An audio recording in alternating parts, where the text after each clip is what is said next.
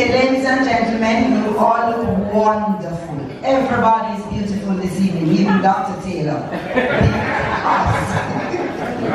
We are happy, thrilled, excited to see you all on this evening of Friday the 13th.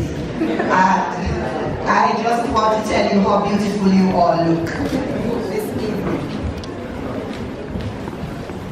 So I want to begin by welcoming you all, and I want to begin with our Deputy Principal, Professor Ishan Kubakawa, Professor Waibinte Waroko, Dean of the Faculty of Humanities and Education. A number of our other specially invited guests have not arrived as yet. Some from the embassies, but I want to continue with heads of departments in the Faculty of Humanities and Education. Dr. Paulette Carr, head of the Mona Libraries, members of the Department of Modern Languages and Literatures, past and present. Mrs. Cheryl Dash, you are the chair of the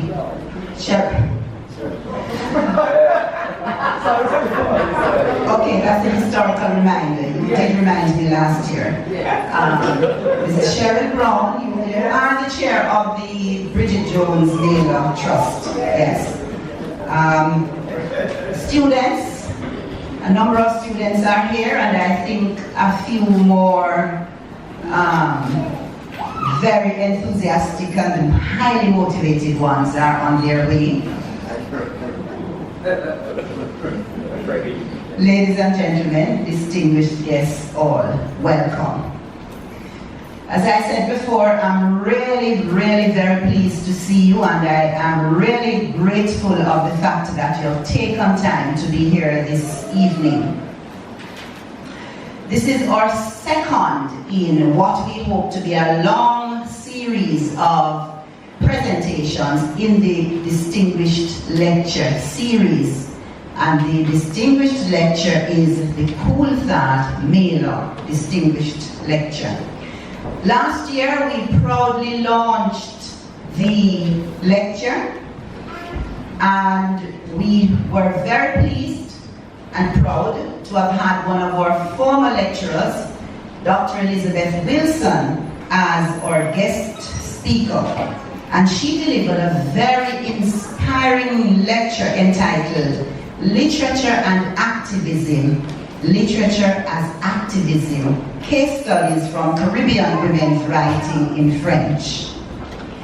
This year it is our pleasure to have Mr. Joseph Pereira as our guest speaker. Mr. Pereira did not want the lecture this evening. We changed the date and we shifted, but there are so many competing events taking place on the campus and in the faculty specifically. But I think we have broken the jinx because we are almost full.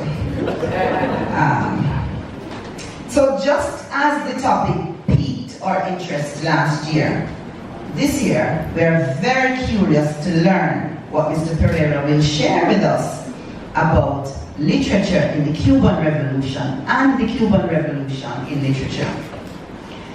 I hope that you will all learn something. I know that there is a lot that he has packed in that in that talk, and I know there's a lot for us to learn, but we learn when we make ourselves learn. So I'm hoping that we will all make ourselves learn something this evening. As we continue, I would also like to recognize the presence of Dr. Angela Ramsey, who is a member of the board of the Farquharson Institute of Public Affairs. Welcome. I want to continue now by inviting Professor Kawa to bring greetings.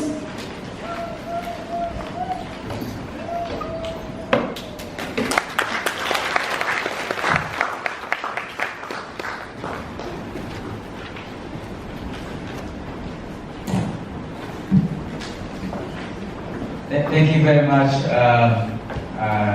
Professor Ramsey.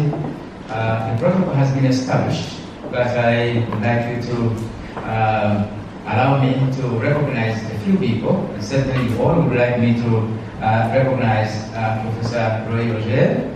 Always good to see you. And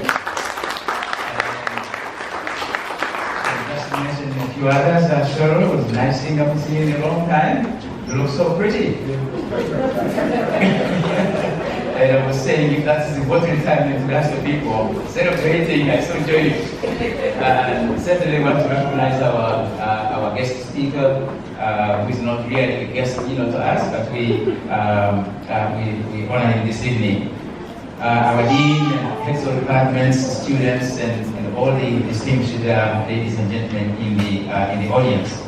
On behalf of the University of the West Indies, I would like to congratulate the Faculty of Humanities and Education for the excellent work and the evolution that is taking place here. And also to congratulate you for all the good work that has been taking place across the entire faculty. In the case of literature, I'm sure you would know that we are always amazed at the expressive power of the Caribbean people. I come from Tanzania, and one of the things that I learned when I began interacting with persons from the Caribbean, particularly lecturers at Aslan University as a student, was the tremendous expressive power that the Caribbean people display. And it is therefore not a surprise that you have been able to produce a Nobel Prize in the name of Mr. Nobel laureate Walcott. So none of those is surprising, at all. And when you situate that in the talk that we're going to have today, and I happen to be traveling to Cuba on Sunday, so I'm going to get a few things that I can brag about when I meet my colleagues in Cuba next week. But the Cubans have been able to express their own pain, their own successes, and their own challenges in their own language, using their own emotions, and so on. And they have been extremely successful at imparting that from one generation, to another. And I think quite a bit of the success that they have had in mobilizing the population towards the efforts that they have been making couldn't have been achieved if it wasn't the clarity of their expressions, the clarity of their writings, speeches, and so on. And if we were to learn something from their efforts, really, it is that we need to tell our own stories in our own words, using our own emotions, etc. For example, the entire discussion on reparations is poorly understood, poorly confused. It's only recently that when I read the book by Professor Bekos that I began to understand how deep the case is and what a good case we have in that regard. And so if we have more persons expressing our pain, our understanding, our aspirations, etc., with regard to not just reparations, but the beauty of reggae music as we listen to it. If you put it in a literary sense and begin to entice the world as to how beautiful that music is, etc. And if you were to look at our tourism, the allure of our environment, the charm of our people, etc., expressed in our own words, in our own emotions, and so on, we probably would, in fact, even the pride that we feel from the successes of our sportsmen and women. So all of these things I'm mentioning, I feel that if they were to be expressed in our own way, successfully in our own way, in our own language, in our own emotions, etc., we would actually benefit, from all of that. Because yes, Jamaica has we have been independent for quite a long time, but we all agree that transforming Jamaica from a colonial state to a vibrant state which is growing, where people are happy and are successful, and so on, is really nothing short of a revolution. And so I would like to stop here and simply thank you for the excellent work that you have been doing in the faculty and in the department, and I look forward to the talk by my colleague Deputy Principal, on whose shoulders I have been standing for the last 5 years that I've been Deputy Principal.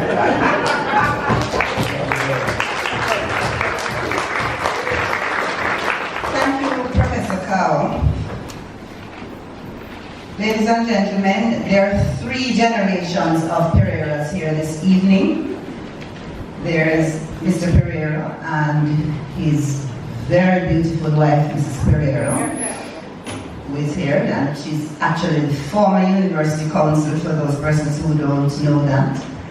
And 2 of his daughters, all three of his daughters, yes, and the third grandchild. 4th? 3rd, yes. I remember you have a grandson that you're always driving up and down. Yes. Okay, so welcome to the Pereiras. I'd also like to recognize the presence of Mr. Jose Luis Sanchez of the Venezuelan embassy, who came in after we had started. Bienvenido. Okay. We move very quickly now to the French students, 3rd-year French students, who will very quickly read a poem for us. Thank you.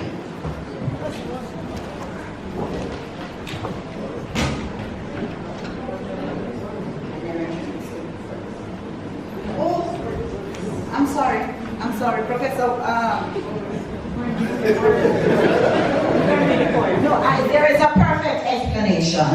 It's Professor Kawa spoke for 3 professors.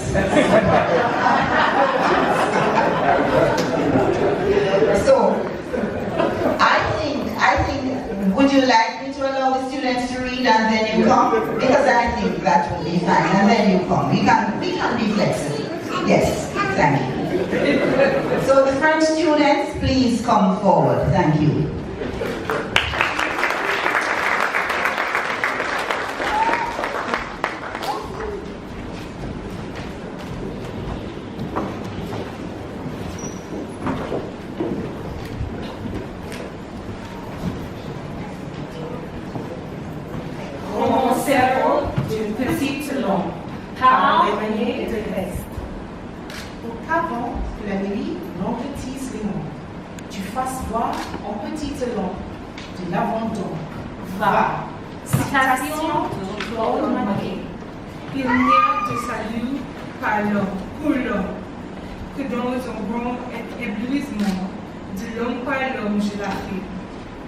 Moi, un nègre inconnu dans la foule, moi, un bord d'herbe solitaire et sauvage, je le crie à mon ciel.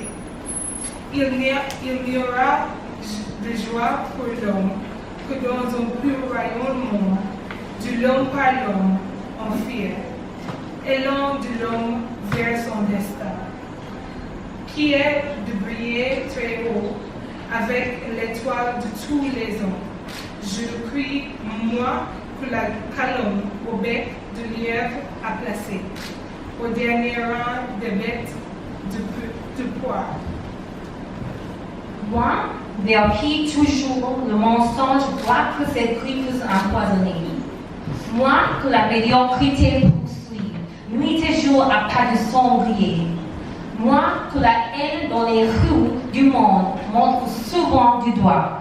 J'avance berger de mes révoltes. J'avance à grands pas de diamant. Je serre sur mon cœur blessé, une fois si humaine que souvent la nuit ses cris nous réveillent. Comme un nouveau-né à qui il faut donner du lait et des chansons. Et tendrement la nuit je berce. Mon Hélène, ma foi douce, ma vie tombe en eau de printemps sur son corps. Je berce la dignité humaine et lui donne le rythme des pluies qui tombaient dans mes nuits d'enfant. J'avance, porteur d'une foi insulaire et barbue, bêcheur d'une foi indomptable, non en grand poème à genoux sur la dalle de la douleur, mais une petite lampe haïtienne qui essuie en riant ses larmes.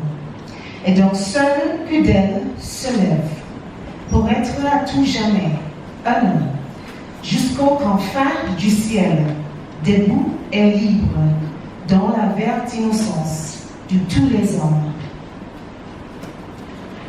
Occident chrétien, mon frère terrible, mon signe de croix, le voici. Au nom de la révolte et de la justice et de la tendresse, ainsi soit-il.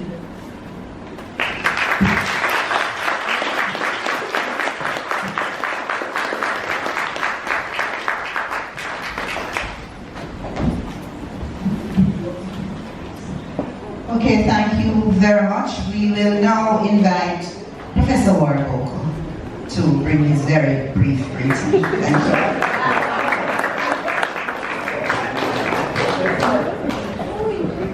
Good evening, everyone. I won't repeat the individuals that otherwise I would have had to, since I have been told that that's as brief as briefing could be.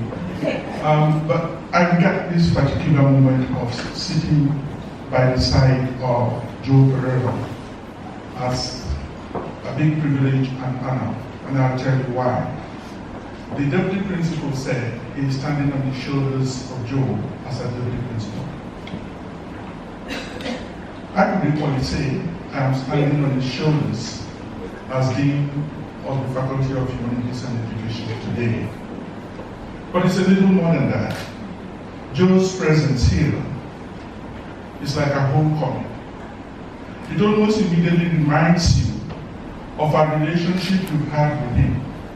It reminds you of the contributions he has made in very tangible ways that has made it possible even for you to be able to do something in your present capacity as Dean. His contributions to the University of the West Indies with respect to Ghana campus, until it is written, can only be appreciated very fully by those who have seen him go through the different paths that he had to play in the growth and development of this university. And for this reason, I think we are very grateful to have him this evening. Just as we were seated, I'll give you one example. He was speaking about how it was that he came about building this table. This table right here. Now, oftentimes, what goes into the building of an institution is taken for granted. We come in at a point in time and we think that whatever we see had been there, but by who? We take for granted that the academic structures that we are developing upon had been there, but by who? These are the byproducts of the thought processes of the persons on whose shoulders we stand. Joe is one such person. We proudly welcome you.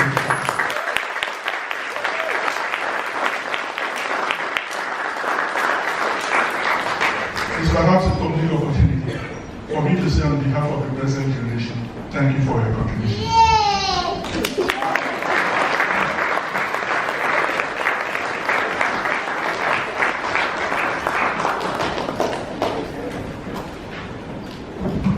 Yeah, indeed. Thank you very much, Dean.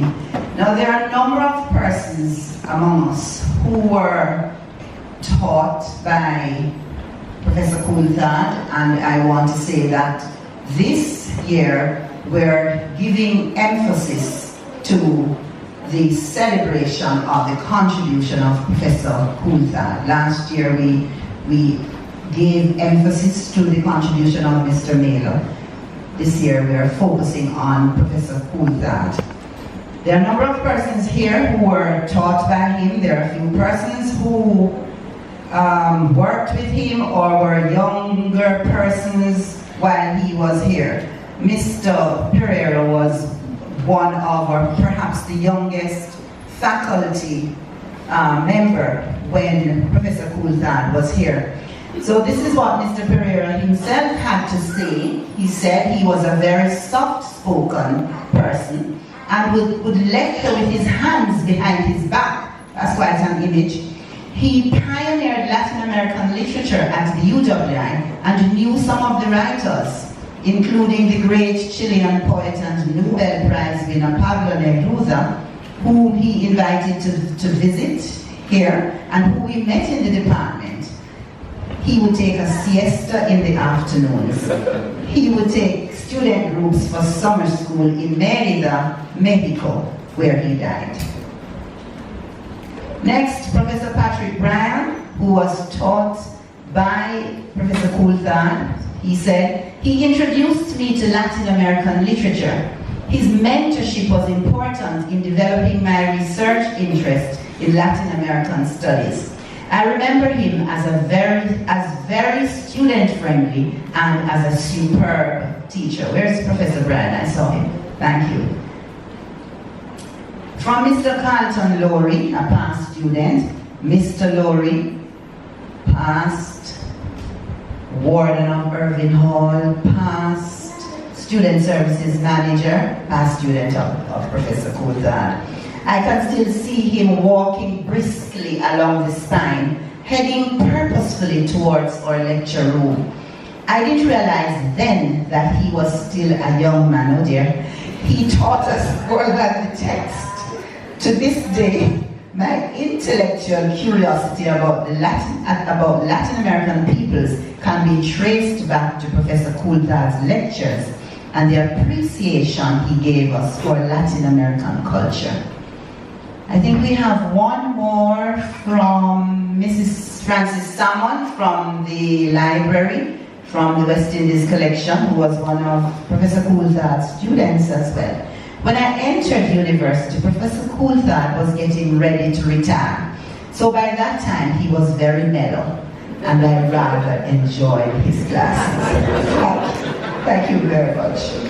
Okay, so we continue now with one of our Spanish students, Asha K. Thompson, who will read a poem by the Cuban writer Nicolas Guillen.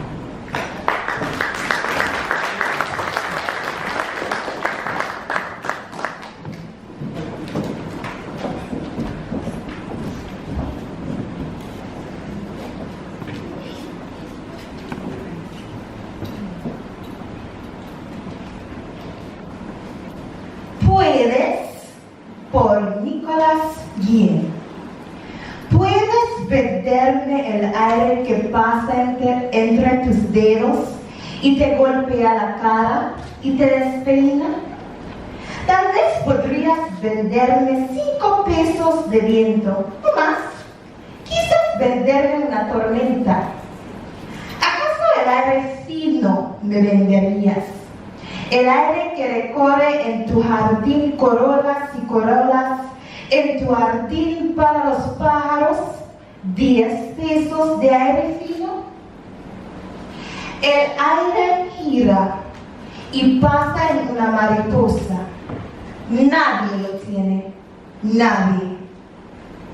¿Puedes venderme cielo? El cielo azul a veces, o gris también a veces. Una parcela de tu cielo, el que compraste, piensas tú, con los árboles de tu huerto, como quien compra el techo con la casa. ¿Puedes venderme $1 de cielo? 2 kilómetros de cielo, un trozo, el que tú pueblas de tu cielo. El cielo está en las nubes, altas las nubes pasan. Nadie las tiene, nadie. ¿Puedes venderme lluvia? El agua que te ha dado tus lágrimas y te moja la lengua. ¿Puedes venderme $1 de agua de manantial? Una nube preñada, crespa y suave como una cortera. O bien agua llovida en la montaña. O el agua de los charcos abandonados a los perros, o una lengua de mar, tal vez un lago, $100 de largo. La tierra tuya es mía. Todos los pies la pisan. Nadie la tiene. Nadie. Gracias.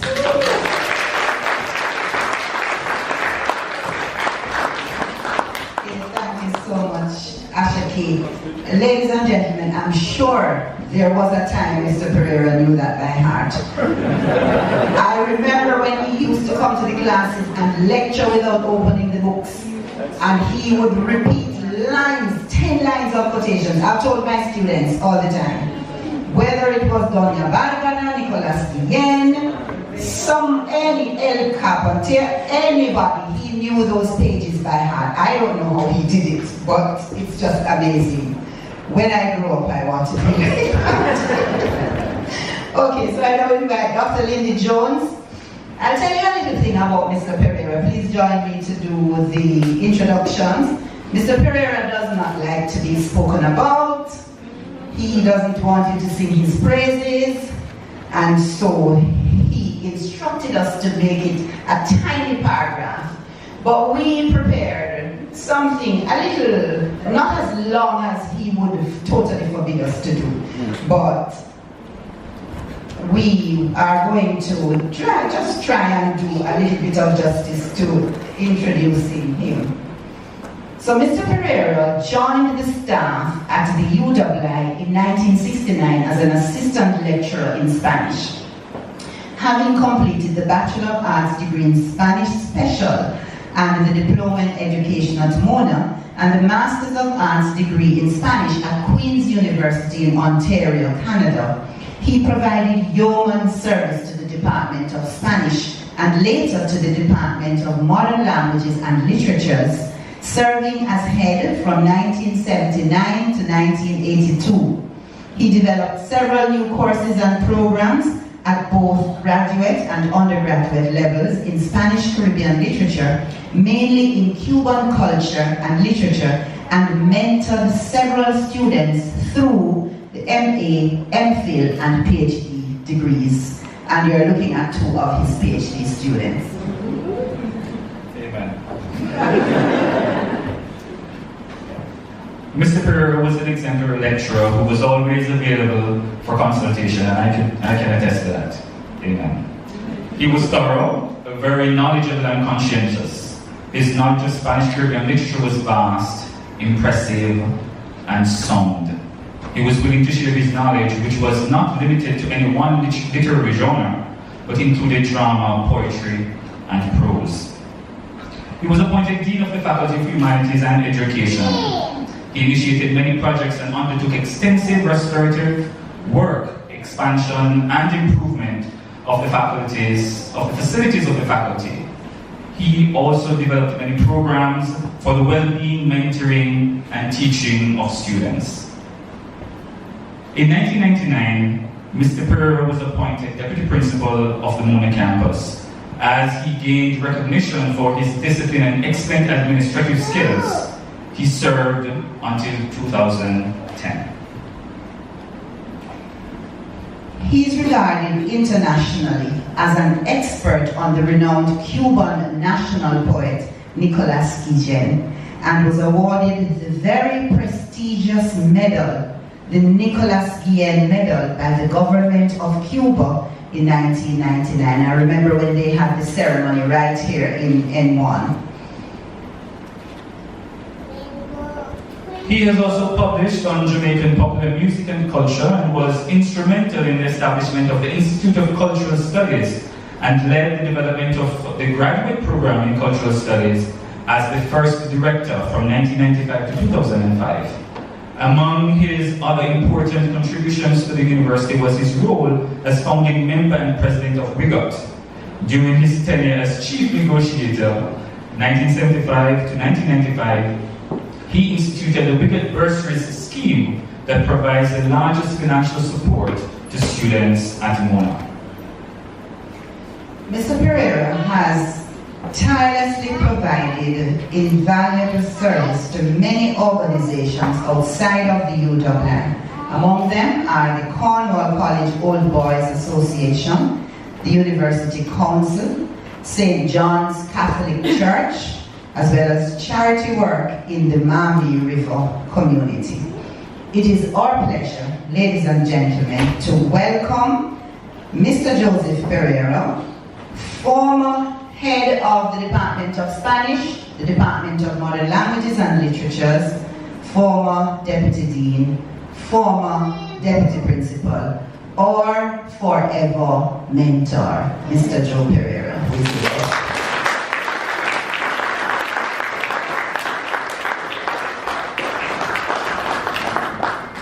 Thank you all for the kind words that have been said. Let me just clarify. That was not the first director of the Institute of Caribbean Studies. Michael Dash was the person who originated the Institute of Caribbean Studies, and Mervyn Morris was a director after Michael Dash, and then I took over. Just a correction. Mervyn Morris. Listen, I was asked to give a lecture, and a lecture by me is 50 minutes minimum, or maximum. So, be warned.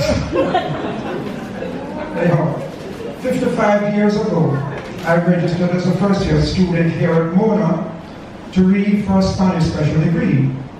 There was then but one Latin Americanist in the then Department of Spanish. Gabriel Coulthard was the name he went by, although we discovered that his real name was George Coulthard. He had just the year before, in 1962, published a pioneering study, Race and Color in Caribbean Literature. I took his course on Latin American literature and enjoyed the material far more than the many Peninsula literature courses that dominated the department in those days.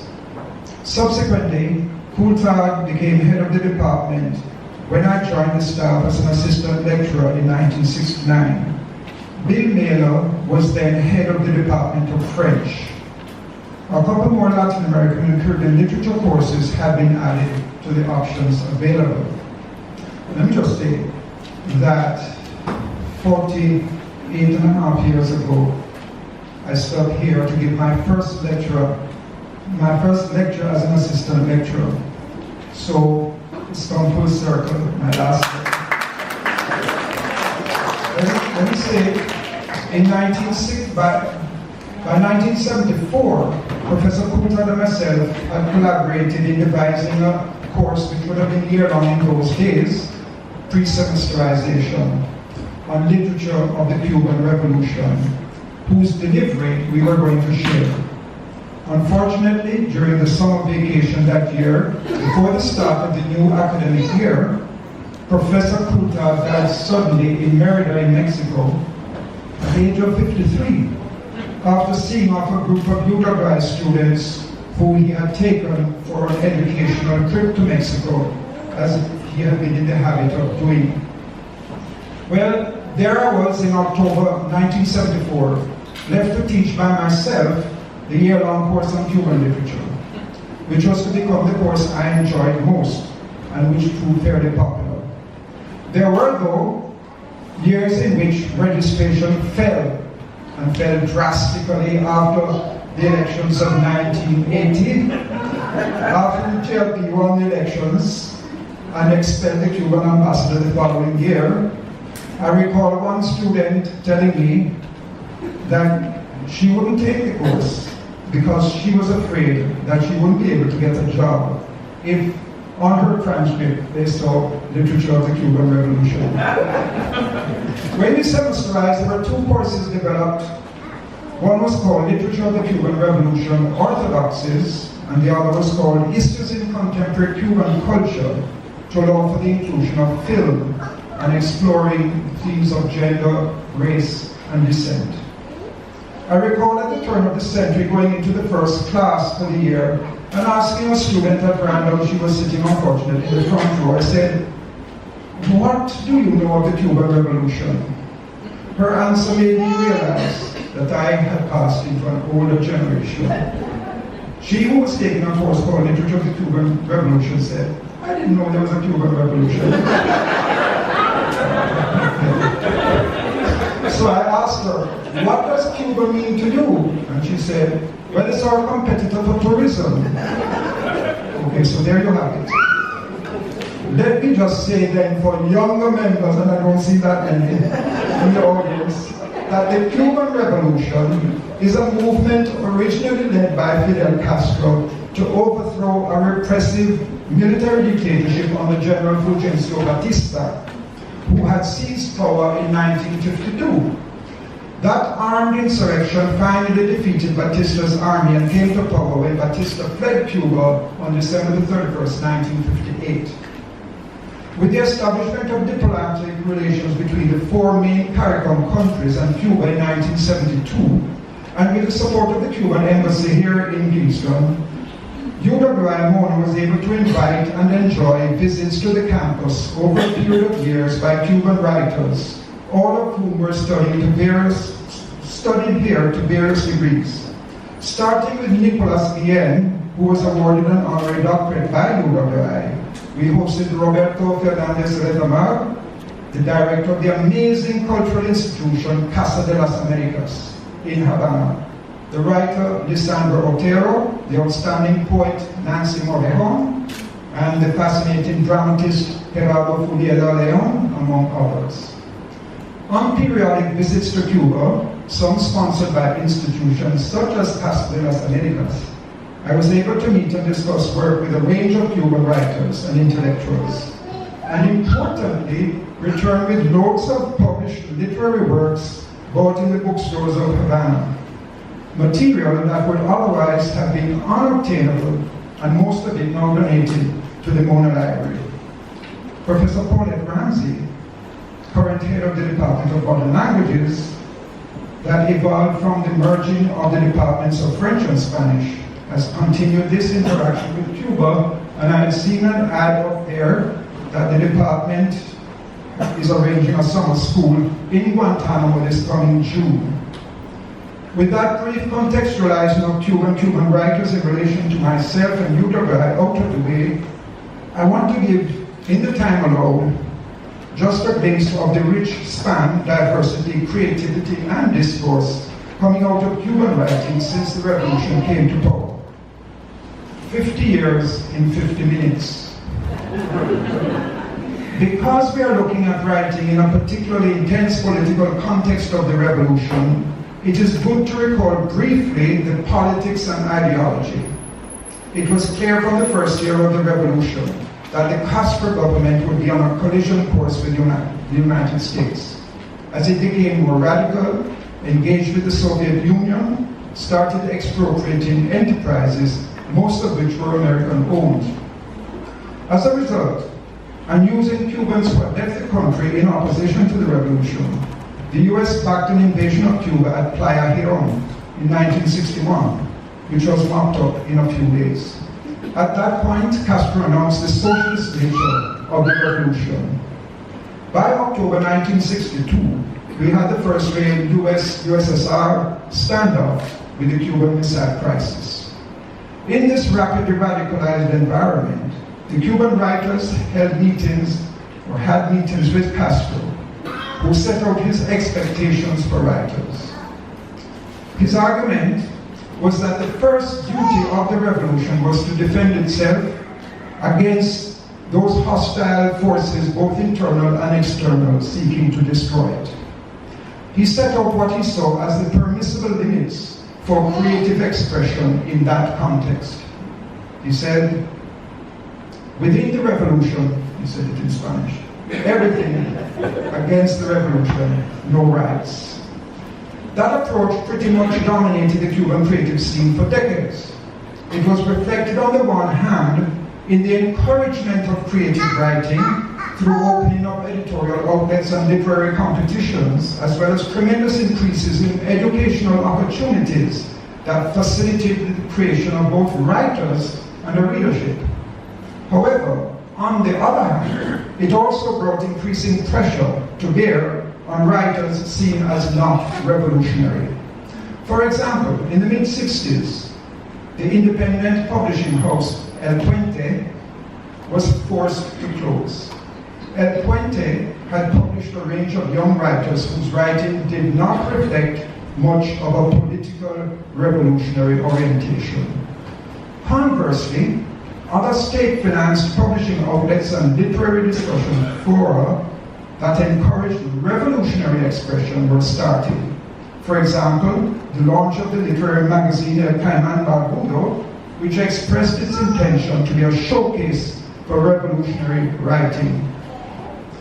In the early years after 1959, there was generally a burst of literary output, some of it trying to engage with the why and the how of the revolution. For example, Lisandro Otero planned a trilogy, the first two novels of which came out in the 60s.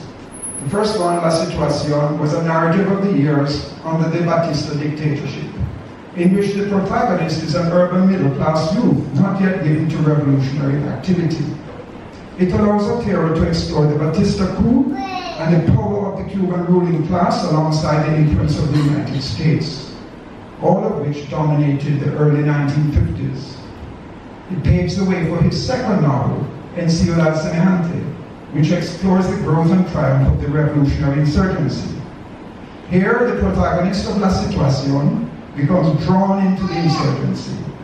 Otero adopts an interesting, if not novel, multiple-strand technique, which at times helped to mirror the destruction of the old order that the insurgency brought, with a violent clash of revolutionary action and the repressive state responses under Batista. A different approach to the early years of the revolution is presented by Edmundo Desnoes in his 1965 novel, Memorias del Subdesarrollo, subsequently made into a film. Desnoes creates a main character, Sergio, who is a member of the upper class and whose friends and others of his socioeconomic class are all leaving Cuba in those early years. Through Sergio, we get a critique of that class and the pre-revolutionary society. But we also get a good dose of skepticism as to what the revolution might bring. Sergio opts to remain in Cuba, but as a marginal observer rather than committed participant, sensing the possibility of change despite his ironic critique of the experiences of class struggle. In some communist societies, a type of novel emerged that was given the label socialist realism, which basically seeks to portray the reality of creating a socialist society. But while there is a realist style, it is slanted to an almost romantic interpretation of that transformation, with heroes that reflect the ideals of change, and in the Cuban case, inspired that the notion that Che Guevara articulated in his concept, the new man, who would be motivated by socialist principles. The writer who best reflects this trend in Cuba emerged in the late 60s, that's Manuel Cofino. His first novel, La Última Mujer y el Próximo Combate, won the 1971 Casa de las Americas Prize for Novel. It is also the Cuban novel that perhaps has had the most print runs in original and in translations, over 3 million copies. In that novel, situated in a forestry plan established by the state, Cofino uses multiple strands and a very engaging contrast between the traditional rural ways of thinking that are dependent on hearsay and myth, the stuff that gave rise to the powerful trend of magical realism in writers like Gabriel Garcia Marquez, as well as reflective of the exploitative reality of pre-revolutionary rural Cuba, and often punctuated with the clause, dicen que, them say that. On the one hand, we get those strands, and they contrast stylistically and in content with a very clear, what could be called scientific style, depicting the new efforts led by the revolutionary figure, Bruno, hero of the storyline, who is ambushed and killed by counter-revolutionaries just when he's making an impact for positive changes in the workforce and a communal way of thinking. The most intriguing female figure in that novel, Natty, is presented as product of the old order where the woman is dependent on the male and often reduced to a sex object.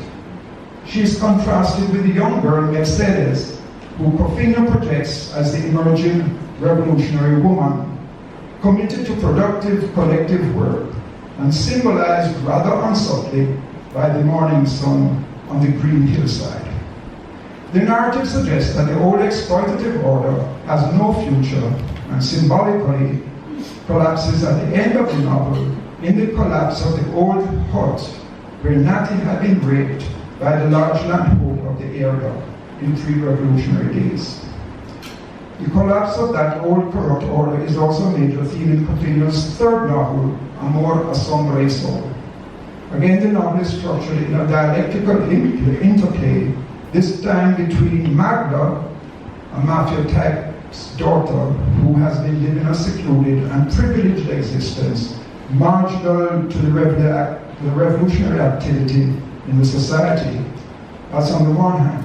And on the other hand, the male character, Marcos, who, like Bruno, is a revolutionary providing leadership in an urban factory. There are challenges and criticisms of his love relationship with this person who is not seen as revolutionary.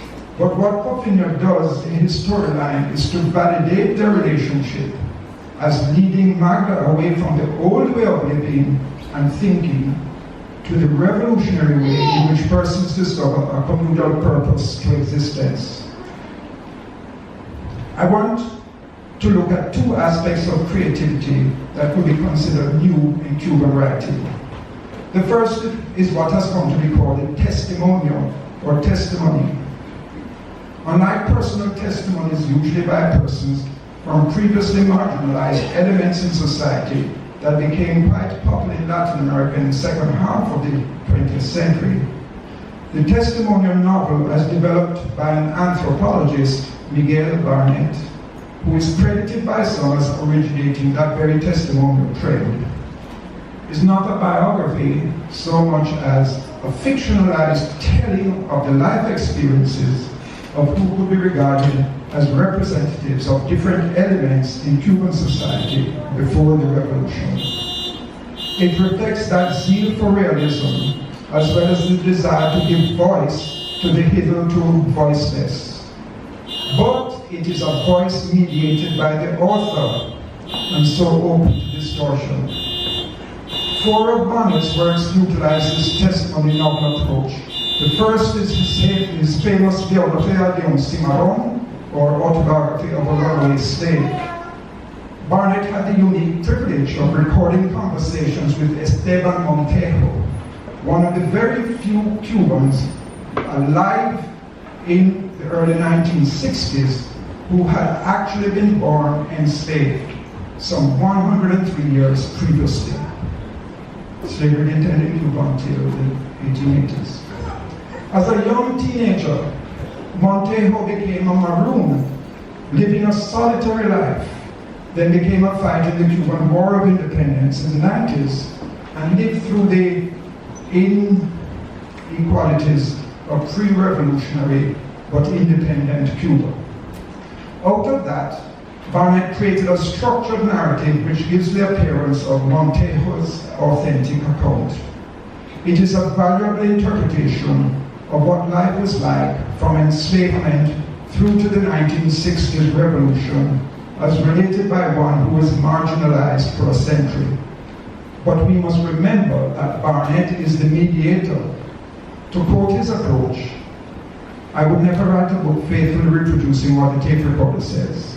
Literary imagination must go together with sociological imagination. Other testimonies by Barnett told stories of a Cuban cabaret dancer, of migrants to Cuba from the Spanish province of Galicia, of Cuban migrant workers who had gone to the United States before the revolution. They all satisfied Barnett's desire to give voice to the marginal sectors of pre-revolutionary Cuba. Another literary innovation in Cuba was the collective theater groups that developed in the late 60s and the 70s. Perhaps the most noted of these was the Teatro Escambray, deliberately based in the Escambray Mountains in central Cuba, where counter-revolutionary activity had persisted for some years into the mid-60s. Formed in 1968 by a group of theater personnel from Havana, Escambray Theater undertook to live in and write plays rooted in the actual conflictive experiences of the small farmer communities of the Escambray region. For the first time, theater was being located in rural villages. For the first time, issues arising out of their experiences were the subject of dramatic representation based on research by the theater group. An example of the issues taken to the stage was the influence and hostility to the revolution by the Jehovah's Witnesses among some of the population. A 1977 play by Roberto Orihuela, Ramona, explored the development of the female character who moves through various experiences of sexism, including from men who consider themselves revolutionary, to take a position as a working, independent woman in the new society. A feature of some of these plays is that they tended to leave the resolution of the issues to the audience, who would debate the outcome that should arise from the staged conflict. One of the first plays produced on stage, La Vitrina, explored the conflict over land ownership, private small farming versus state farms, and new communities provided with social services and utilities. It is said that the audience debate at the end of the first staging went on until it was agreed to restage the play the next day and continue the discussion. The Escambray Theatre placed heavy emphasis on post-play discussion with the audiences to encourage reflection on the issues. It reflects the interest in having audience intellectual engagement and having the communities become agents of their own change through consciousness formation. Nor were children overlooked. The group also developed a theatre for children who had never before been exposed to such creativity. The theatre experience lasted for several years, and other collectives were formed in other areas, as well as in urban Cuba. In the city of Santiago, Cuba's second largest city, the drama group Cabildo Teatral Santiago continues to this day to draw on African traditions, carnival, and street theater to produce works staged in the streets of Santiago and public spaces that integrate songs, dance, spectacle, and humor, sometimes briefer pieces, occasionally more extensive works. We have seen where the play Ramona engaged the subject of sexism, past and present. Issues of gender have been very much a part of the Cuban literary landscape. In many respects, the image of the revolutionary was projected as male. Consider the main characters in Oteiro's novels, or the revolutionaries in Coffinio's novels. They are largely male. It would not be wrong to say that a lot of revolutionary writing in the early decades of the revolution was masculinist. The revolution was fought largely by males, and the writers themselves were predominantly male, with a focus on the revolutionary movement. So it is not difficult to understand the male slant, nor the many male protagonists. There were, though, a few female novelists or short story writers in those early years. One turns really to short stories and poetry to find the female voice at that time. Young writers like Mirta Yáñez narrated short stories in her collection Todos los Negros Tomamos Café, based on her experiences in the literacy campaign of 1961. In those stories, we get glimpses of issues of race and class, of sexist treatment of women by men, but also the gradual incorporation of women into revolutionary activity outside of the traditional domestic sphere and a reshaping of their attitudes and actions as agents. By the 1980s, younger female writers were emerging, whose writing generally embraced the interior, introspective representation of emotional conflicts, gender inequality, and machista treatment, the questioning of marriage and childbearing as a fulfillment of the female defined by the male, of taboo subjects such as lesbian relationships. Much of this was marginal to the official revolutionary politics and more immersed in exploring interpersonal relationships and self-discovery. We see this, for example, in powerful short story collections by Marilyn Bobes, whose Alguien tiene que llorar won the 1995 Casa de las Americas Prize, or in the stories of Ida Barr. Interestingly, these narratives tended to be written in first person, as if placing the individual and their internal tensions at the center of significance. It allows for introspection, retrospection, and revelation of intimacies. The stories give a spread of female characters, from those whose feminist outlook is undeveloped to others who have launched out on their own self-determination, and primarily those whose revolutionariness rests in their challenges to the male-dominant discourse and their avoidance of the external national politics as they wrestle with expanding the understanding of what it meant to be a woman in the context of the hardships and pressures of daily life in Cuba. Often, these writers employ irony and some humor in constructing their narratives. Let me just stop and say, somebody asked me if I had a lot of jokes in this. Listen, it's bad enough trying to focus on the thing without trying to find jokes to insert. It should be pointed out that male writers too have engaged in issues of gender. We saw Arrieta's play Ramona from the 70s, and he returns to the issue in 1988 in a play, Siete Días en la Vida de un Hombre.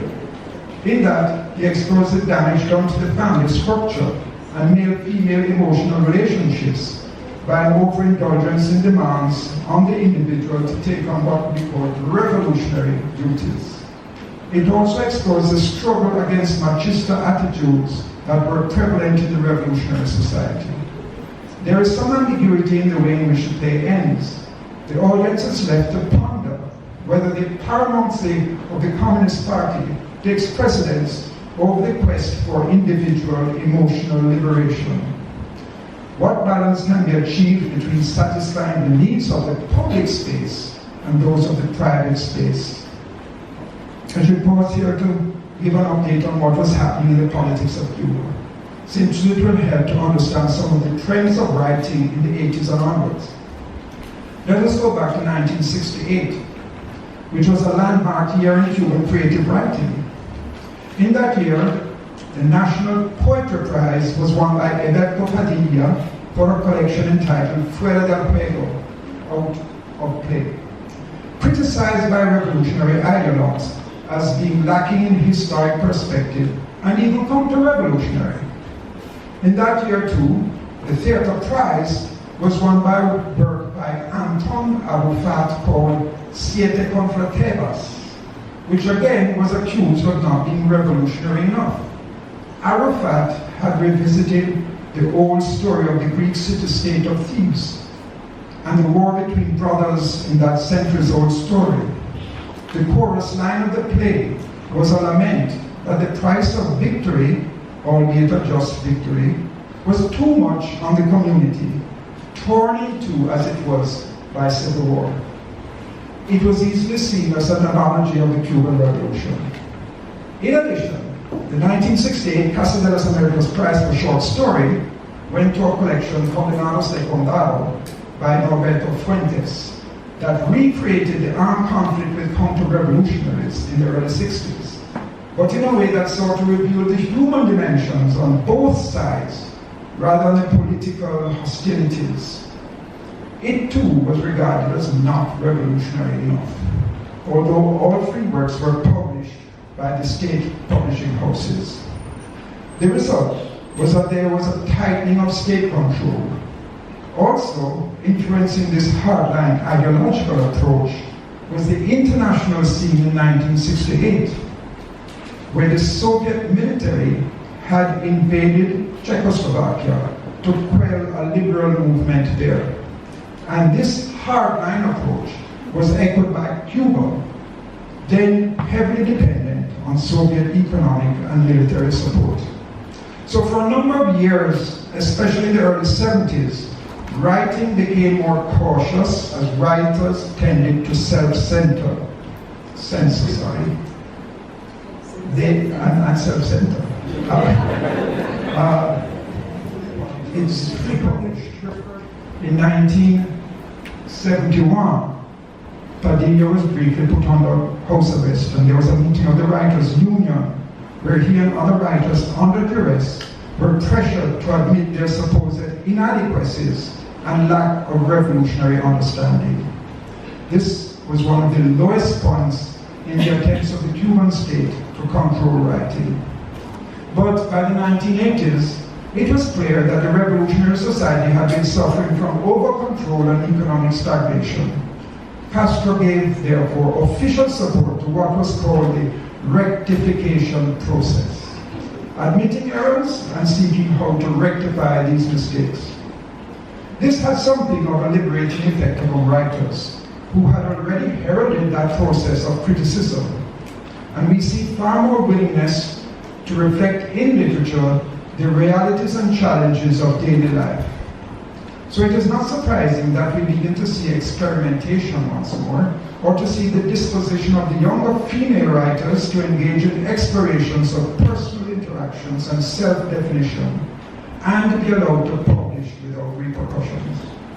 This continued into the 1990s, with a new socio-economic reality resulting from the breakup of the Soviet Union in 1989, and its adverse effect on Cuba. Labeled by the government as a special period in the time of peace, the situation in the 90s saw an even greater output from female voices, exploring the dissonances and divisions created by the new realities of tourism, Cuba's growing diaspora, and their interactions with families back in Cuba, drugs, prostitution, the growth of private enterprise, and the power of foreign currency.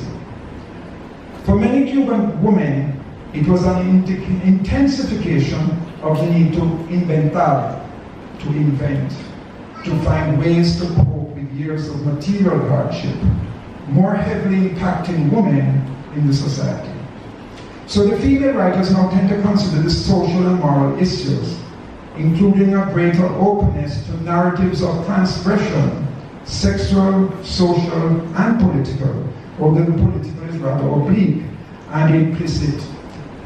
Humor and irony become increasing tools of coping and subversion, as is the use of fantasy and the bizarre at times. Eroticism is explored unfettered by social norms. More novels written by women also begin to emerge and win awards alongside short story narratives. The individual voice and unlimited self-exploration are intensified and thrive on disruption and the marginal. We've seen incidents of racism in the narrative so far, and perhaps this is best reflected in the 2003 novel by Pedro Pérez Alduy, himself an accomplished poet with a surrealist style. His novel, Las Criadas de La Habana, is based on the stories he heard from his mother, who had been a domestic before the revolution.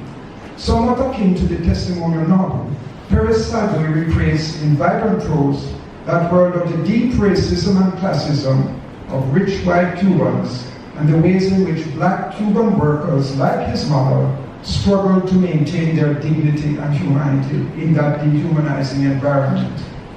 Rich in the use of folklore, the novel traces the freeing up from that exploitative world and the experiences of his mother as she creates a new life as a divorcee and a mother and then a grandmother.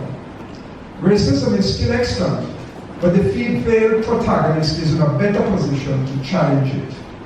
The novel also follows one of the characters in her leaving Cuba for the United States and her disillusions with the racism and oppression she discovers there, but also the hybridity of identity that she develops, negotiating both Cuba and the United States. Of course, black Cubans have been writing long before this. There is the iconic poem Tengo by Nicolas Guillen, who had been the main literary voice of Cubans of African heritage before the revolution. In that poem, very early on in the 1959 triumph, Guillen celebrates what he sees as the definitive liberation of the black Cuban in both race and class terms. I have what I have to have. tengo lo que tenía que tener. However, Guillen had to balance this and other celebratory poems with the recognition that racism continued in Cuban society. For him, it was the weak spot of the revolution. You want a joke? I would say, I gave an exam one year. Race is the Achilles heel of the revolution. Nicolas Guillen discussed. Some students came out puzzled and baffled. They didn't know what on earth was this Achilles heel. There were other works in the 60s that explored the black experience in the revolution. A single such is the 1967 novel Arrieta y el Tiempo Roto by Manuel Granados, who had fought in the armed struggle and subsequent post-1959 military activity. The novel's black protagonist, Julian, experiences the poverty and racism of the pre-revolutionary society and becomes involved in the revolutionary movement, then subsequently the military campaigns against the counter-revolutionaries in the Escambray region. It can be considered as a coming-of-age narrative in which the protagonist is trying to find himself and his identity as a black male, among other ways through his several sexual encounters, mainly with white women, and through his political participation. He reflects a common psychological problem engendered by a racist society, where the black person develops a self-scorn and an aesthetic and attitude that negates the value of being black and of African origin. Granados inscribes a heroic death for Julian in the struggle for the revolution, but his unborn son will implicitly advance that revolutionary process, seen as part of a black liberation process. Granados, despite his early support for the revolution, however, suffered victimization and marginalization for his black pride and what he was accused of, being too much of a nonconformist hippie with a style that was far more based on existentialism and fantasy than socialist reality. He was unable to publish for the next 14 years until a novel he had written in 1972 was finally allowed to be published in 1988 during the period of opening up and relative liberalization.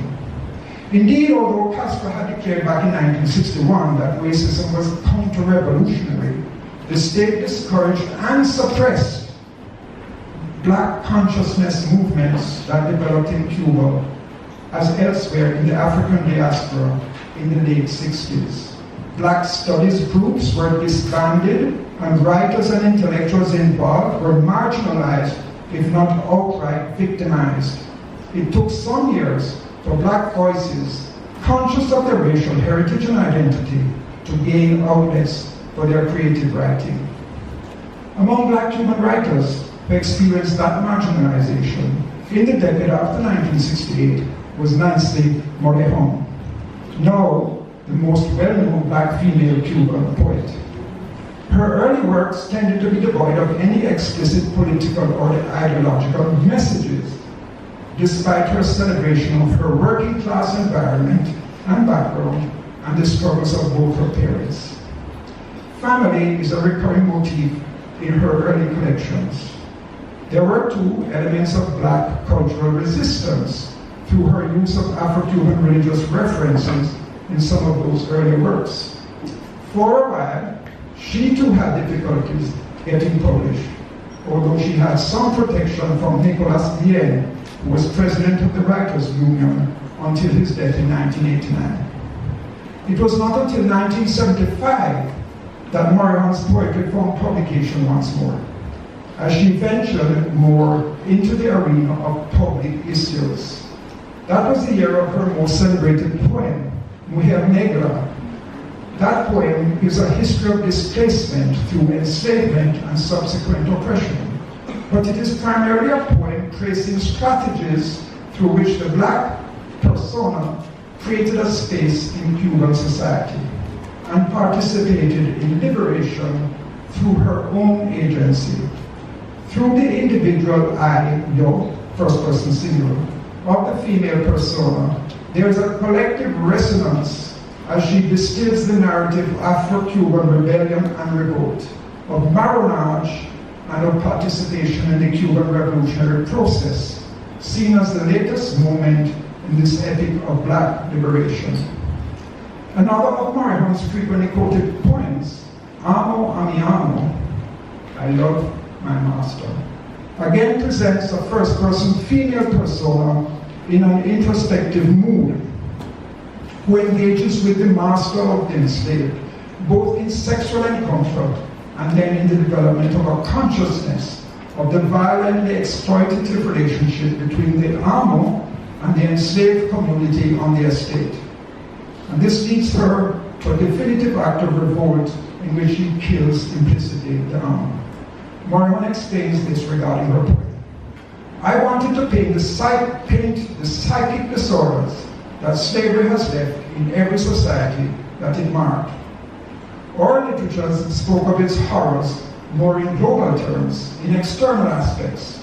I wanted to sketch a feminine psychology that suffered the depredation of the body to the same significant degree as that of its inner world. That is why she resorts to a supreme act of violence, such as murder. The poetry of Regina Arrieta, another notable black voice in Cuban writing and now 80 years old, evolved from an exploration of mothering, where her relationship with her own mother was unsatisfactory, and her relationship with her daughter was both complex and tragic, in that she lost her daughter and poetry became part of the grieving mechanism. But Pereira goes beyond that earlier period to recover history, both personal and collective, in her poems. She evokes the female figures of African history, such as Queen Nzinga, celebrates her own personal African identity that she proclaims in her poems, and articulates the resistance to the colonial powers. But she also looks into her own family history to identify herself directly with her grandmother, who had sought refuge in marronage. Her poems project the black female as a powerful agent of liberation, even as she herself challenges the racist marginalization in Cuban society, including the way in which women were absent from male historiography, so that she increasingly inserts the role of black women in national and international history. In the 60s, Eugenio Hernandez Espinosa made a powerful impact on Cuban theater with his play Maria Antonia, staged in 1967 and set in pre-revolutionary Cuba. The play fed polemics around black and black female identity in the emerging Marxist ideology. Hernandez Espinosa's use of Santeria and Afro-Cuban folklore and ritual as theatrical strategies continues in various of his later works, such as his short plays Odería el Cazador or Oba y Shandro, both of the early 1980s, providing a distinctive Afro-Cuban stage aesthetic that he has continued to deploy right up to recently. Another major Afro-Cuban dramatist is his contemporary, Gerardo Fuguera León, who started off in a somewhat cautious strategy of projecting black Cuban agency in Cuban history. He sets 3 plays in the colonial period, each one reflecting a different age of resistance to and subtle subversion of the dominant historiography that focused on white Cuban figures. Instead, Fuguera projects black Cubans seeking their freedom, including freedom of expression in their writing. His approach allows the reader to apply some of these issues to the contemporary revolution as camouflaged critiques. Fuguera's masterpiece is his 1989 winner of the Casa de las Americas Prize for Theater, entitled Chago de Vista. The play is set in a maroon community, devoid of white influence or involvement, save for 2 crackers seeking to capture runaways. While it is a captivating story of coming of age and of identity, it is also a play about freedom, flexibility, and openness. the freedom given by the political leader of the Maroons to the younger generation to be what they determine for themselves. The freedom given by the Supreme God, Olofi, to humans to determine for themselves without overprotection and restrictive guidance from the divine. Chago declines to participate in the Cuban War of Independence because for him, that is not the path to his freedom. There is also engagement with the contemporary revolutionary ideological debates. Fulleda privileging freedom over those state officials who would insist on absolute orthodoxy and conformity. Because in that place, set in the early 19th century, he uses the language of the 1980s, the language that is within the critiques of the dogmatic trend in the Cuban Communist Party, especially seen in the play in the words fixed and frozen, which Chago rejects. Fixed and frozen was a common label against the hardliners. The play posits a path for black Cubans that leads back to the Palenque, the Maroon community, the black traditions and culture. Freedom for black Cubans, the implicit messages, lies within that journey of self-discovery. One should note the recurring use of the Maroon as a motif among these black Cuban writers. Fulleda alludes to the political and cultural resistance to be found in the Palenque. Pereira celebrates the Maroon within her own family history as a mark of self-determination. Morejon also depicts the Maroon in her poetry as an icon of defiance, and indeed, she said rather critically to me once, "We have to be Maroon." For these writers, Maroon is both resistance and camouflage, where ambiguity of interpretation allows for subversion of the dominating ideology and an affirmation of an independent cultural practice. I already indicated ways in which the state tried to exert restrictions on writers, and had mentioned Alberto Padilla. Padilla started out celebrating the revolution. To quote one of his poems, "The age of human justice was being anticipated." But he questions his own ability to transform from a voice of negativity to a voice of support. Job assignments took him to work in Soviet Union and Eastern Europe and gave him first-hand experience of the restriction of the writer in those societies. And his prize-winning collection of 1968 included many poems of that experience, which included lines such as this poem entitled, translating, "Instructions for Joining a New Society." Pat Bryan is here, and I remember patting my lecture way back when, decades ago, citing this poem. First, be an optimist. Second, be neat, obliging, and obedient. To be sure, pass all the athletic tests. And finally, march, like every other member. One step forward and 2 or 3 back, but always applauding.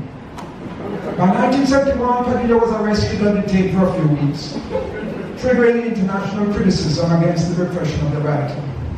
He suffered victimization and exclusion for years after, as he persisted in writing poems that were critical of state control and insisting on disobedience.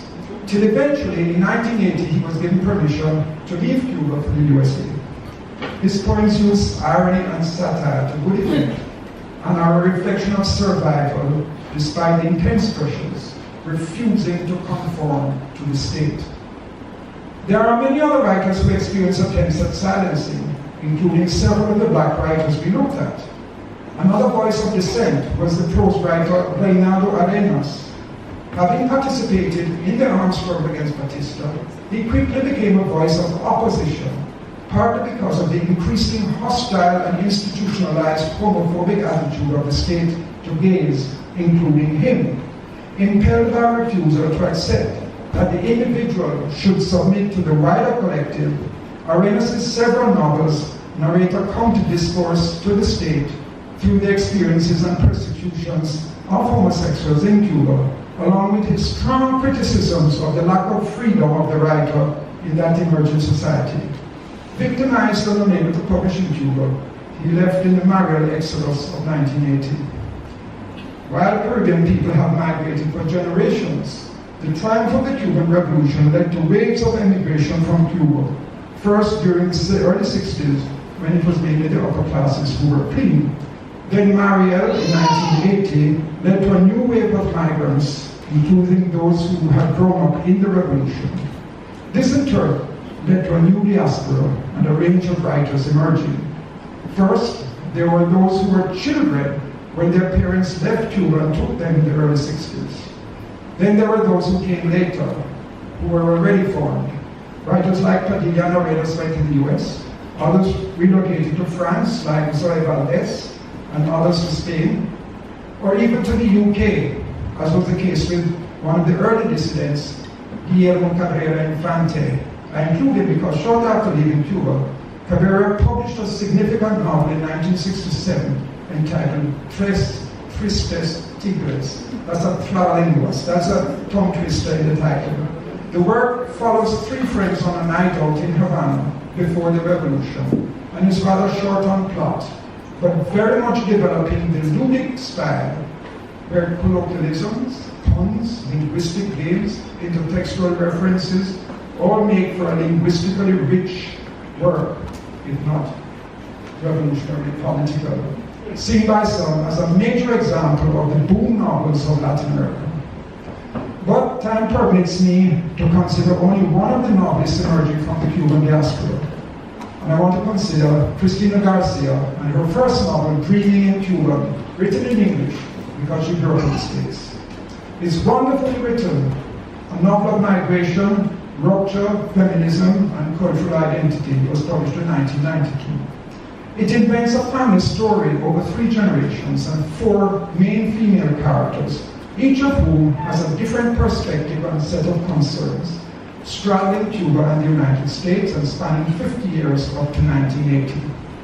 Garcia uses multiple perspectives and narrative strands to reflect how the matriarch, Celia, finds liberation in the revolution from the subjugation and silencing of the female in pre-revolutionary society. One of her daughters, ironically called Felicia, which means happiness, has stayed in Cuba, is apathetic toward the revolution, and gone through 3 marriages, mental breakdown, and seeking refuge in Santeria spirituality. Celia's other daughter, Lourdes, has suffered from the revolutionary takeover of her husband's property and her own sexual violation, and is very much pro-American, bitter towards Castro, and finding new power and agency in the United States, where she and her family went. Lourdes' daughter, Pilar, like Garcia, left Cuba as a young child and is especially connected to her grandmother, Celia. Garcia uses a range of narrative styles, from letters to first-person narration, recall, symbolism, magical realism, and humor to interweave these women's stories, all in search of fulfillment and cultural identity. Especially as with other novels by that group of diaspora writers who left Cuba as children, it is also a search for identity for the person who grows up culturally and emotionally split between Cuba and the United States, searching for belonging and ending in an acceptance of hybridity, where Pilar concludes that she is both Cuban and American, but that America is where she belongs, not instead of, but more than Cuba.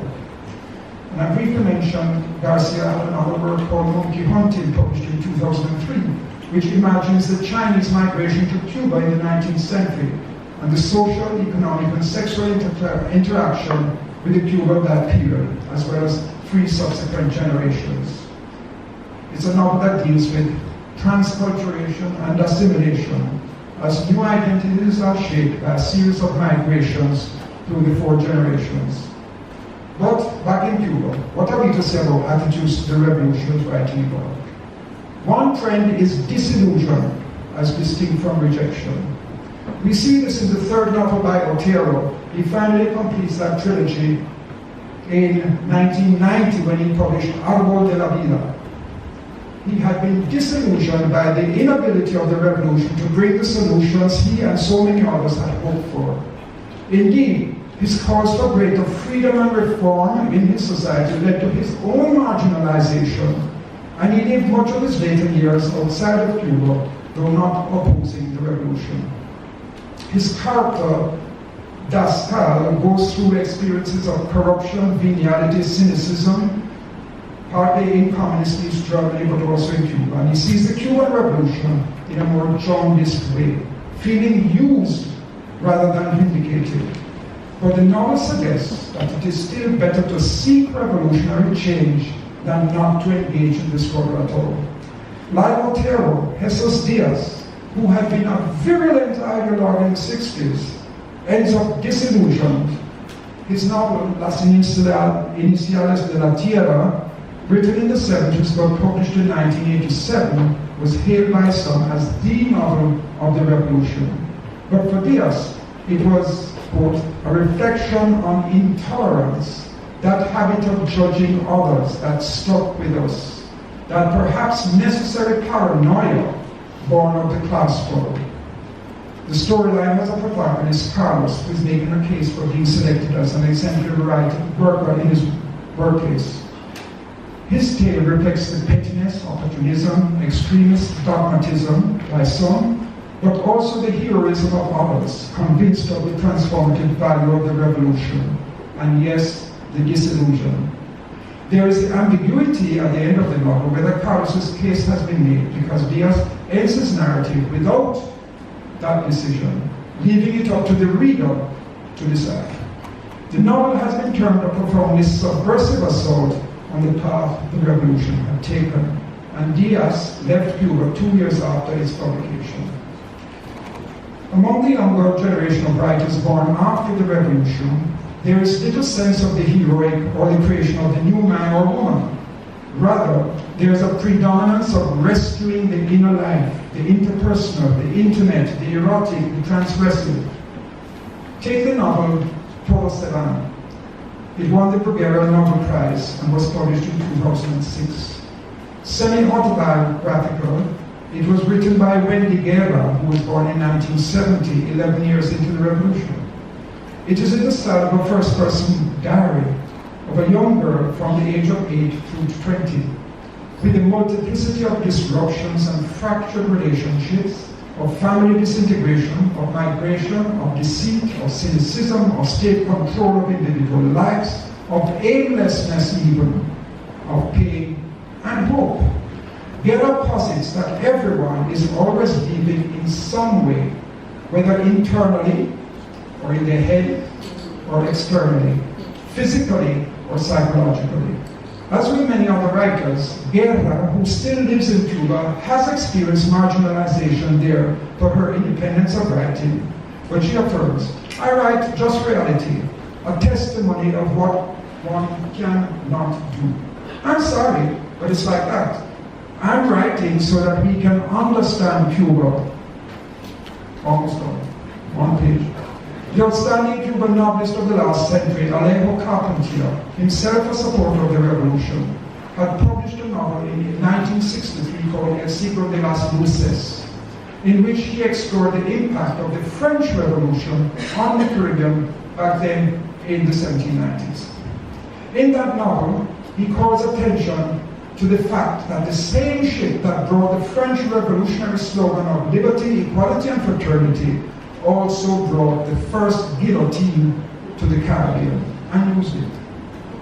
That symbolic contradictory connection between movements of freedom and yet also of repression could be seen as a portent of the downside of the Cuban Revolution, mobilizing a nation to free itself from forms of socioeconomic, cultural, and political oppression, yet imposing dogmatic restrictions, which for writers runs counter to the ethos of literature, since literature thrives on freedom, exploration, imagination, and invention of new ways of understanding the multiplicity of individual identities in their humanity. Especially the younger generation reflects a weariness and a wariness. That is, weariness meaning tiredness and wariness meaning skepticism and caution of the ideological and political pressures of the state. That may be less prevalent now, that repression, but it is still there. And the writers seek to explore and define themselves rather than the revolution. With the death of Fidel Castro and the retirement of Raúl Castro, Cuba is once more entering a new phase under new leadership. Cuba's tourism is opening up to new encounters, and technology is allowing for greater individual interaction. It is certain that this will have its impact on writing and the freedom to create in that society. Hopefully, it will be a liberalizing impact. Thank you so much for your attention.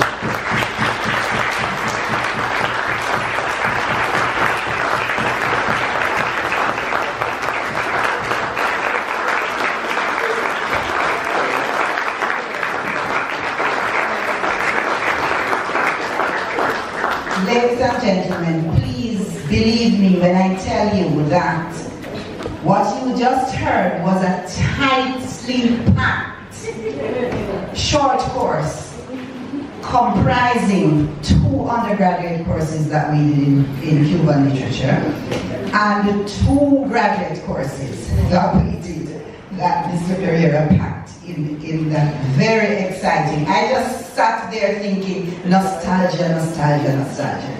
I just kept remembering those lectures in which he would come sometimes and we hadn't read, and he would say, oh, so you haven't read. And then he would immediately forget that he's upset with us, and he would just talk and talk and talk and talk and talk. But I've always admired his depth, the vast knowledge he has. One of the things I've also admired is that Mr. Pereira knows all those writers he's talking about. He's gone to Cuba back and forth and met them and hosted them here, invited them here, and he's maintained a relationship with them over the years. Last July I was in Havana and I met Regina, was it? The Casa de las Americas? Yes, very old man stooping over and, oh yes, with Dr. Hogarth, who went to interview some Cuban artists. But he warmed up to me once. I said to him, I said, well, I actually remember reading your poems in a class, but even more so, using the Casa de las Americas journals a lot, because I did these Cuban courses with Joe Pereira. And he almost stood up straight. He said, Joe Pereira, you know? I said, yes, he taught me. And then I became a different person because he had known. Mr. Pereira, let me confess now that when you used to teach us about Natty, the thing that was in our minds was Natty Dread. So you talk every time you said Natty. We thought of Natty Dread. So that's the Jamaicanization of Cuban literature. But I enjoyed the privileging of literature this evening, and I especially enjoyed the privileging of Cuban literature, because so many people do not know the richness, the vastness of Cuban literature. In particular, that literature that was produced after the revolution and continues to be produced. And as I say to my students, what was demonstrated this evening as well is how much we learn through literature. So I keep saying to my first year students, I want you to do the literature, because literature is going to take you everywhere else. So everything I know about the Cuban Revolution, Cuban history before independence, all the wars, the revolution, all the writings, the different periods, I know through literature. That is the beauty of literature. And the house is full of literature, literary people tonight who will say yes. Just to wrap up, to continue, I want to say I owe so much of what I know about literature. Mr. Pereira introduced me to Nicolas Guillen, to Nancy Moray Hahn, to Foyeda, and I'm happy to say that I am trying to carry the line. So we just had 2 students who finished their MPhils with excellent marks on Foyeda and Jesus Coscause. both of whom were introduced to me by Mr. Pereira in person and in their writing. And I want to thank you very much.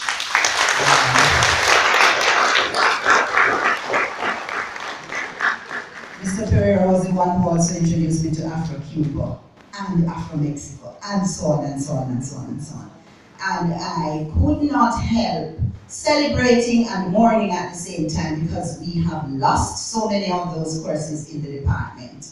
We no longer have those courses, even though we have sections of the Spanish Caribbean course, for instance, on Cuba and so on, and we have students who are opting to do their research on Cuba. But his legacy in the department is everlasting, and I can't stop talking. And I promise you that he could easily go on all night just talking and talking and talking, okay? At this moment, I want to ask Mrs. Tamika Mays, who is one of Mr. Pereira's mentees from FYE, to come and make a presentation to Mr. Pereira. And while Tamika is making the presentation, I'm going to ask all of Mr. Pereira's mentees from different areas, whether you were his student, his FYE student, you worked with him in the faculty office, you worked with him in the deputy principal's office, please stand. Please stand wherever you are, Ms. Cincinnati, you worked with him, Dr. Chang, who was our deputy dean with Mr. Pereira, I know. But there are so many persons who, and yes, and they're all stood up to say thank you, and they're all going to give you a round of applause while Tamika is there. Thank you very much. Thank you very much, Mr. Pereira. I now invite Dr. Nina Bruni, a lecturer in the Department of Modern Languages and Literatures, to move the vote of thanks.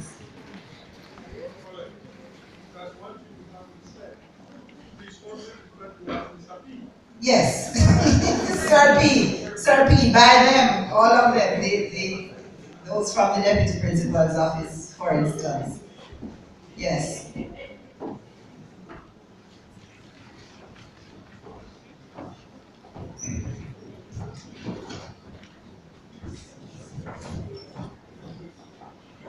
On behalf of the Department of Modern Languages and Literatures, Faculty of Humanities and Education, it is my pleasure to express our gratitude to all our colleagues and students who have contributed to the success of the second Coulthard-Mailer Distinguished Lecture celebrated this evening.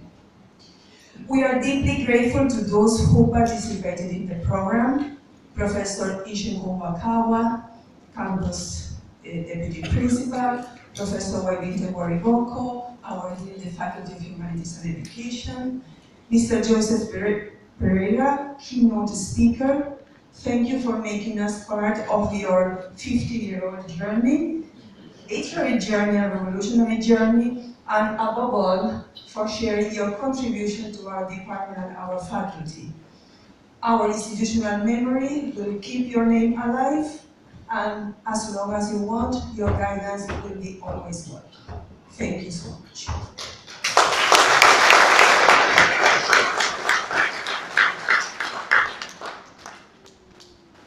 Second year French students, thank you. Ms. Tashika Kelly, Ms. Sarah Prendergrast, Ms. Genoa Francis. Third year Spanish student, Ms. Asha K. Thompson. Our colleagues, Dr. Lindy Jones, Mrs. Tamika Mays, thank you. Also, we wish to thank our organizing team from the Department of Modern Languages and Literatures, Mr. Clifton McCook, Ms. John Lingo, Ms. Sharon Klug, Ms. Chantal Sinclair, Dr. Nadine Barnett. Our student ushers, Ms. Shamona Stewart, Ms. Wendy Williams, Ms. Denise Segri, Ms. Janine Bauer, Ms. Ramona Kim, Ms. Crystal Thompson, Cheryl Smith, Ms. Daniel Minot, and Ms. Cassandra Spence. Thank you so much to you all. Yes, a round of applause.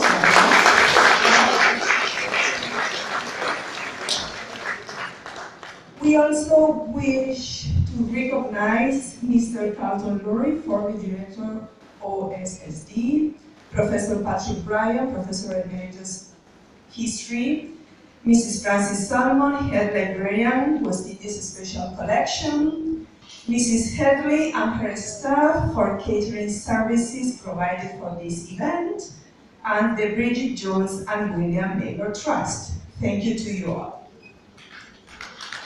And Professor, our special recognition to our chair tonight, Professor Paulette Ramsey. Thank you for organizing this successful event. And of course, to our distinguished audience here. Thank you so much.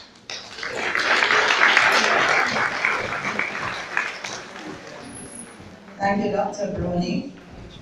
I want to just really thank you all for coming. We don't take it for granted at all that you came out on a Friday evening, on Friday the 13th. We're not superstitious in Jamaica. There are some persons I want to recognize, and I want to recognize the retirees, those persons from the Faculty of Humanities and Education. I see Dr. Jean Small, I see Dr. Pollard, I spoke of Dr. Chang before, but a whole lot of them. Can we just, as in Professor Morris, I can't remember that Professor J is retired, you know, he's here every day. So, I don't think Professor J is always with us, but he's retired, but he continues to. He's like, is it Duracell? Is Duracell the body that keeps going and going? We're happy to have you. I really want to thank Professor Carver for coming. I know that it's difficult for you to, you know, pull yourself away from all the many, many things you have to do. But I really appreciate you coming and bringing greetings. I want to thank Mr. Sanchez from the Venezuelan Embassy and all our other special guests. Thank you all for coming, and we invite you now to share in some refreshments with us. Thank you very much. And I will walk around smiling all weekend and just thinking, wonderful, wonderful. So I hope that's so good. Thank you very much.